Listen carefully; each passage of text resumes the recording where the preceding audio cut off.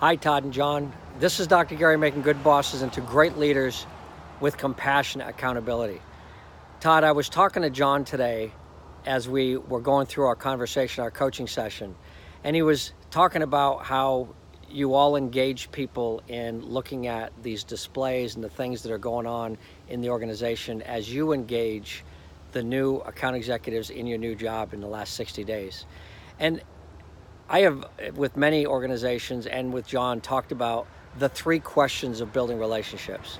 And I thought I would share this story with you to talk about the impact that we can have, especially with you in a new position with a new company, and why it's so important to apply the 3 questions.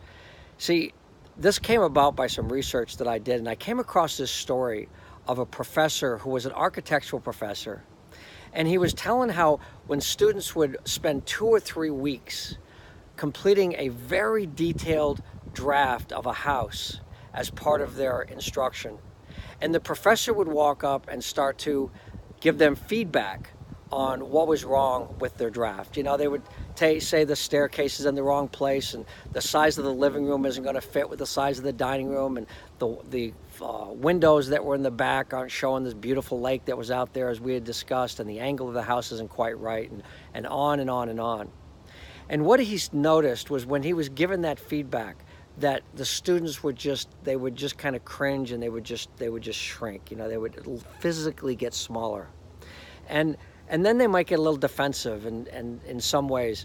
But the one thing that he did notice was how much they were listening or not listening. So he decided to take a different approach. What he started to do was he started to ask these 3 questions. He would walk up to the student. They would have their drawing out they were very proud of. You know, they would show the drawing and go to the professor, and ta-da, there it is. And the professor says to him, "So, tell me, what do you like about your drawing?" And the student would say, "Oh, I like this and I like that. I like where it's placed on the lot, and I like what I've done with the driveway and the owner's suite and the bathrooms," and they would go through all the details of what they liked. And then the professor would say, "Well, what would you do differently if you started this drawing all over again?" And I say, "Oh, well, actually, I found out as I got into it that I made the living room a little bit too small compared to what it is for the dining room. And actually, the location on the lot is slightly askew, and I need to move that. But by the time I recognized those things, it was too late because I had to complete the assignment. And there's a couple of other things that I learned." And on the student would go. And maybe the professor had 12 or 15 things on their checklist on what to fix in that original drawing. And the student, by doing it, had learned 8 or 10 of those things. So then he would finish with the 10, and he would say to them, "Well, let's talk about what you've learned here and how I can help." And they would give him feedback then. Think about the power of the feedback then. And he only tells him, the student, the 5 or 6 or 7 additional things that the student didn't already list in what they would do differently. You can imagine how open the students would be to that kind of approach. I was talking to John about it, and I said, you know, when you go out on a sales call, or you go out on a display review with one of your account execs, what if you were to follow the same approach? What if you were to look at the display and you'd say to them, "So what do you think about this display? What do you like about this?" And let them fill you in on what they know and what they've learned about it. Then you might say, "If you redid this whole display, what would it look like?" And let them tell you what they've learned or what they're trying to figure out. And then to say, "How can I help?" And quite often, at the end of that, you can say, "I've got a couple of other ideas. Can I share them with you?" And you might get some historical background and information in sharing that information on what you think should be added or how it should be organized a different way.